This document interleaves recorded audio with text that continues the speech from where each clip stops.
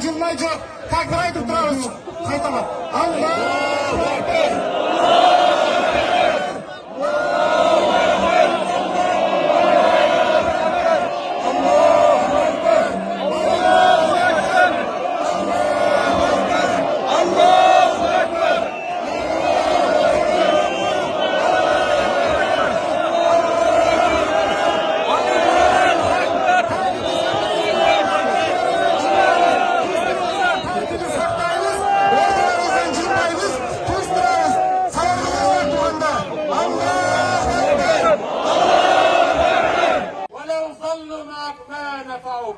Usul kelgenler vardı, Mürze'nin canına birge tursa da fayda veren almayız.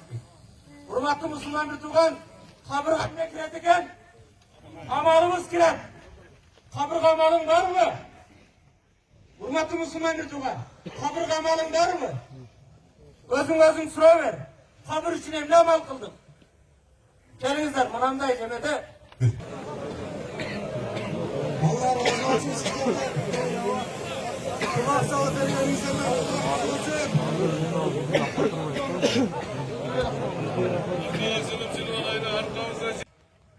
Hürmetli Müslüman bir tuğan Ahzab suresinin 23. ayet. Minel mu'minine ricalun. İmanlıların var mı değmesi gelin. Onların arasında elçigitler var. Allah Teala'ga bergen vadasında, imanға, İslamga hizmet kılığında, hakkatı hak dep, karanı kara dep, şahitlik yolunda şunday Allah Teala bergen vadasından hiç artka kaçmasdan şahit derecesini ötüp ketти. Hormatly tuğanlar, Statılы Çuva ağacının taycasına şuncha kişi çoğuladı. Osuna kocadan mı? Kayırı gelin.